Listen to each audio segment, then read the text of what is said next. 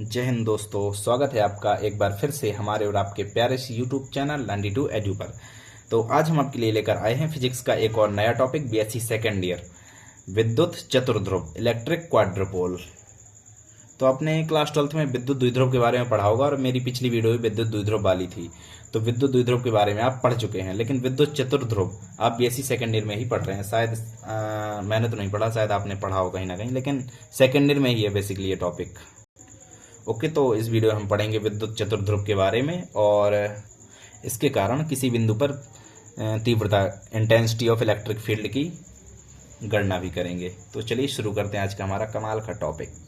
अब इसकी परिभाषा की बात करें तो विद्युत चतुर्ध्रुव, चतुर्ध्रुव मतलब चार ध्रुव हैं।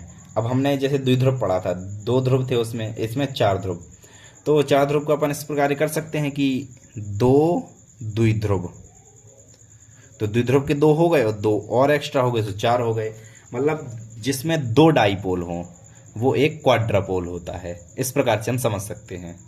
समझने के लिए तो अभी कुछ और है, लेकिन बस एक बेसिकली बता दिया कि जिसमें दो डाइपोल हों वो क्वाड्रापोल होता है।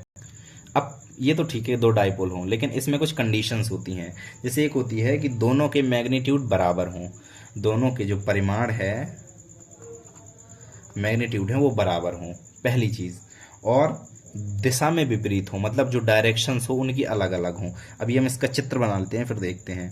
जैसे एक हो गया प्लस क्यू आवेश और एक ये हो गया माइनस क्यू, तो एक डायपोल हो गया, और ये हो गया माइनस क्यू एंड ये हो गया प्लस क्यू। देखो डायरेक्शंस अलग अलग हैं। डायरेक्शन कैसी अलग अलग है, इसे मैंने बताया द्विध्रुवाघूर्ण डाइपोल मोमेंट में कि माइनस से प्लस की ओर होती है। तो इसकी डायरेक्शन ये हो गई और इसकी डायरेक्शन ये होगी। डायरेक्शन अलग अलग हैं और मैग्नीट्यूड इनके सेम है। तो बीच की मतलब इनकी जो दूरी है वो समान है, और जो क्यू भी हैं वो सब एक जैसे हैं, समान है। तो इसकी परिभाषा क्या हो जाएगी कि ऐसे दो द्विध्रुवाघूर्ण जो परिमाण में समान हों और दिशा में विपरीत हों विद्युत चतुर्ध्रुव कहलाते हैं। ऐसे दो विद्युत द्विध्रुव जो परिमाण में समान हो और दिशा में विपरीत हो विद्युत चतुर्ध्रुव कहलाते हैं। और इसका जो नेट द्विध्रुवाघूर्ण होता है वो जीरो होता है। नेट द्विध्रुवाघूर्ण जीरो होता है। और क्यों होता है? क्योंकि इनकी डायरेक्शंस अलग अलग होती हैं। तो चलिए ठीक है, अब जो हमें कैलकुलेट करना है किसी बिंदु पर इंटेंसिटी ऑफ इलेक्ट्रिक फील्ड, तो वो कैलकुलेट करते हैं। इसके लिए हम एक पहले चित्र बनाते हैं। इसमें चित्र में हम वही दो डाइपोल ले लेते हैं। तो एक ये हो गया प्लस क्यू, ये हो गया माइनस क्यू, और एक यहाँ हो गया, ये हो गया प्लस क्यू, और नहीं सॉरी, ये हो गया माइनस क्यू और ये हो गया प्लस क्यू। ठीक है, दोनों के बीच की डिस्टेंस है वो 2a है, इसके बीच की भी है 2a। ठीक है, और इसे हमने मान लिया बिंदु A, इसे B, इसे O और कुछ, हाँ। और जिस बिंदु पर हमें इंटेंसिटी ऑफ इलेक्ट्रिक फील्ड की गणना करनी है उसे मान लेते हैं, वो मान लो P है, जो कि सेंटर से R डिस्टेंस पर है। ठीक है, ये एक बिंदु P है जिस पर हमें इलेक्ट्रिक फील्ड की गणना करनी है और ये R डिस्टेंस पर है। ओके, तो इसमें कुल कितने हो गए? देखो, एक इसकी वजह से होगी और इसे हम अगर मिला हुआ मान ले तो एक इसकी वजह से हो गई तीव्रता, पहला प्लस क्यू आवेश की, और दूसरा इसकी वजह से, और तीसरा इस वाले आवेश की वजह से इस पर तीव्रता हो गई। तो तीनों की तीव्रता हम निकालेंगे, फिर देखेंगे बड़े छोटे के हिसाब से उन्हें एडजस्ट करेंगे। फिर अभी देखते हैं, समझते हैं पूरा। तो सबसे पहले हम इसकी वजह से देखते हैं, प्लस क्यू आवेश की वजह से। प्लस क्यू आवेश की वजह से मान लो हमने E1 वेक्टर है तीव्रता, तो 1/4πε0 के ले लें। चलो, कोई ज़रूरी नहीं है कि, कोई बात नहीं, के ले लें। और Q, ठीक है, ये आवेश हो गया हमारा। अब इसके बाद जो हमारी डिस्टेंस होती है यहाँ से यहाँ तक की, चूँकि पूरी R है, और ये हो गई, सॉरी एक चीज़ यहाँ मिस्टेक हो गई, ये बीच की दूरी 2a ऐसी नहीं होती, यहाँ की दूरी a होती है और ये वाली दूरी a होती है। मतलब पूरी जो दूरी होती है यहाँ से यहाँ तक, ये पूरी होती है 2a। तो इसे हम a दो भागों में बांट दिया, एक ये a हो गया, एक ये a हो गया। तो इस चीज़ के लिए मैं माफ़ी चाहता हूँ।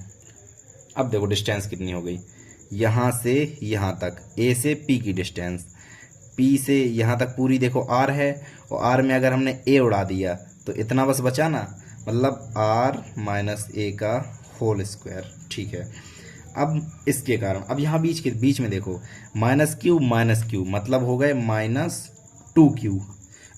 ठीक है ना, -q मिल के -2q हो गए। तो जो आवेश होगा हमारा 1/4πε0, अभी के को हटाओ बाद में लिख लेंगे, 2q हो जाएगा आवेश। यहाँ पर ये q था, यहाँ पर 2q हो जाएगा। बस ये चीज़ आपको ध्यान रखनी है, जब हम सेंटर वाले से करते हैं तो आवेश 2q हो जाता है हमारा।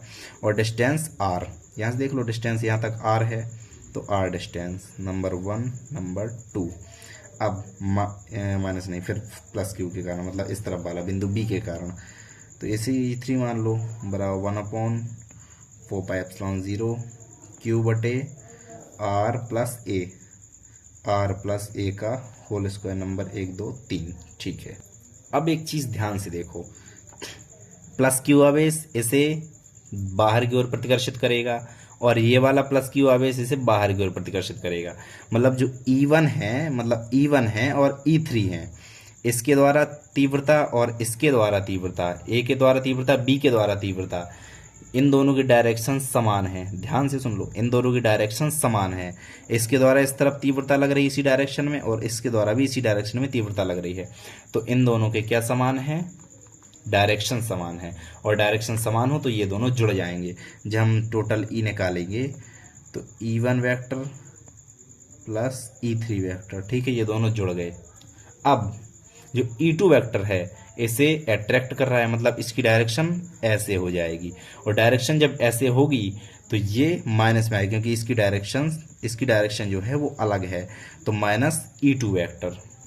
बट ये चीज़ समझने वाली है, जैसे पिछले में हमने कहा था E1 माइनस E2 की डायरेक्शन अलग थी, E1 की अलग थी, इसलिए E1 में E2 हमने घटाया है।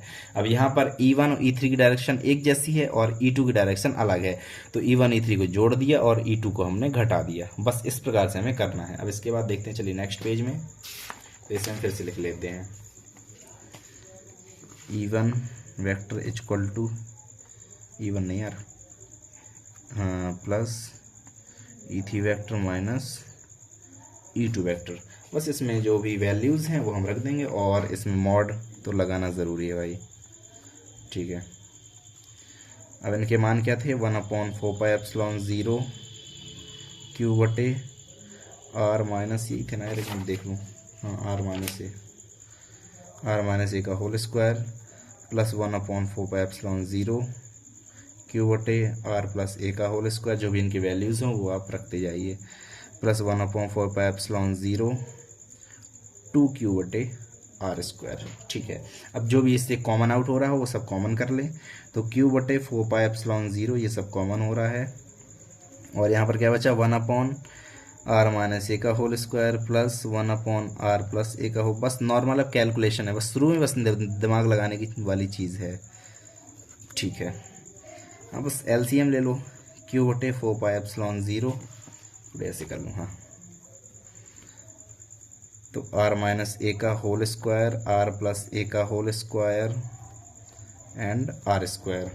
अब यहाँ पर r माइनस ए का होल स्क्वायर ये गया, तो ये दोनों बचे, r स्क्वायर r प्लस ए का होल स्क्वायर प्लस, देखिए समझ में आ रही ध्यान से, और ये गया तो r स्क्वायर r माइनस ए का होल स्क्वायर, और प्लस नहीं यार, यहाँ पर माइनस था, हाँ ये माइनस, क्योंकि हमने माइनस E2 वेक्टर किया है तो माइनस था यहाँ पर, माइनस r माइनस ए का होल स्क्वायर r प्लस ए का होल स्क्वायर। ठीक है, ध्यान देते जाओ, बस थोड़ी जगह कम थी वहाँ इसलिए ऐसा किया, और थोड़ी आगे से ले लेते हैं, q बटे 4πε0।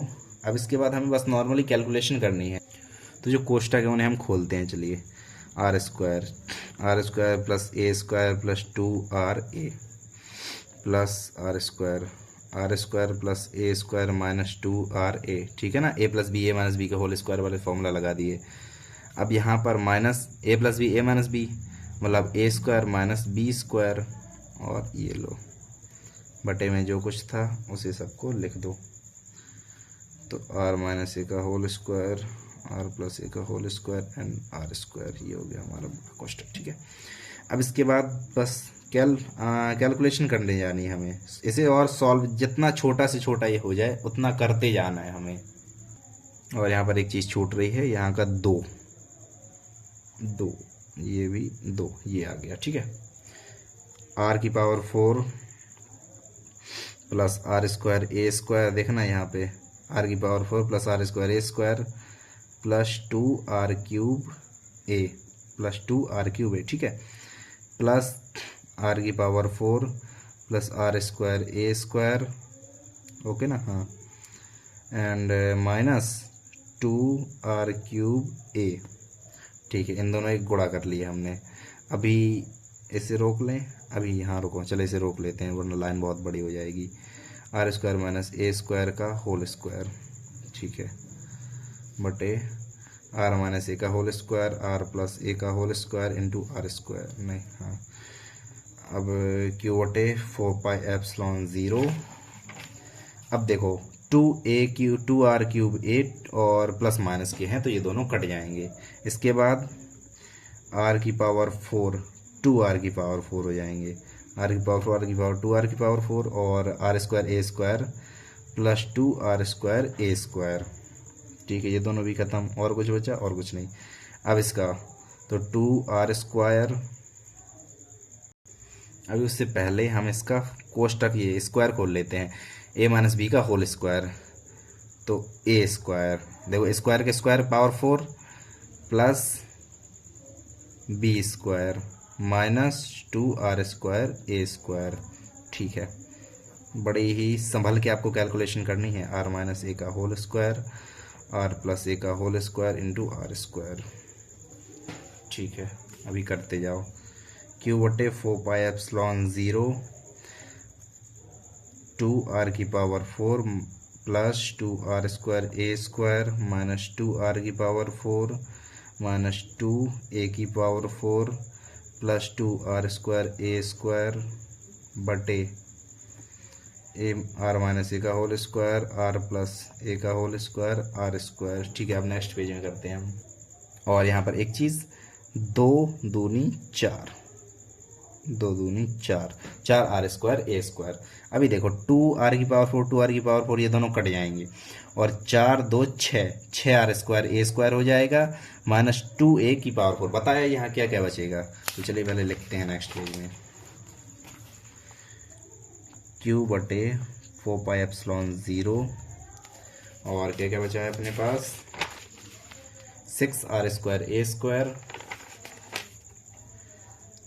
6 R square A square minus 2 A की पावर 4, ये चीज़ बची। और नीचे क्या थी, आर माइनस ए का होल स्क्वायर, आर प्लस ए का होल स्क्वायर एंड क्या था, आर स्क्वायर था ना, हाँ आर स्क्वायर, आर स्क्वायर। ठीक है, तो बस इसे अभी और सॉल्व करो।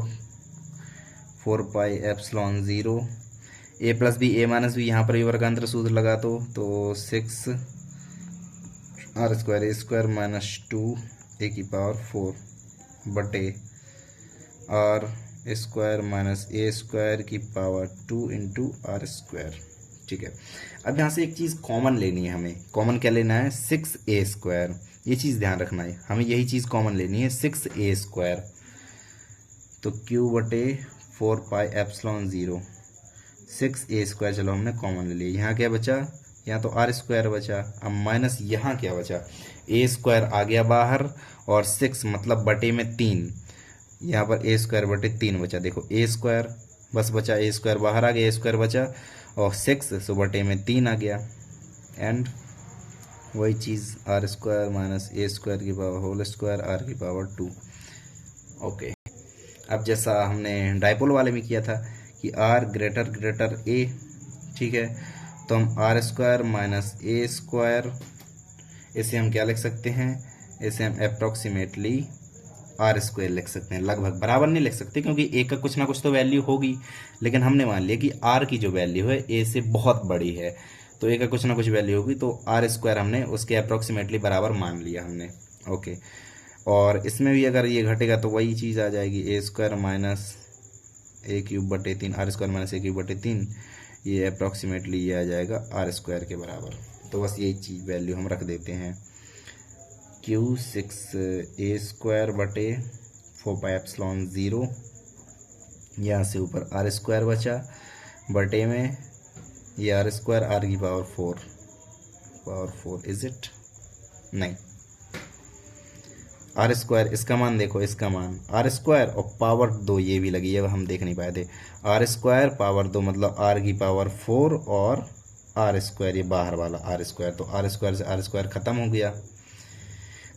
1/4πε0 6a²q/r⁴, ये आ गई अपनी तीव्रता, किसके कारण? इलेक्ट्रिक क्वाड्रुपोल के कारण।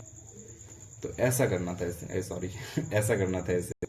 तो ये हुआ हमारा टॉपिक इलेक्ट्रिक क्वाड्रुपोल वाला, और इसमें किसी बिंदु पर विद्युत क्षेत्र की तीव्रता हमने ज्ञात की।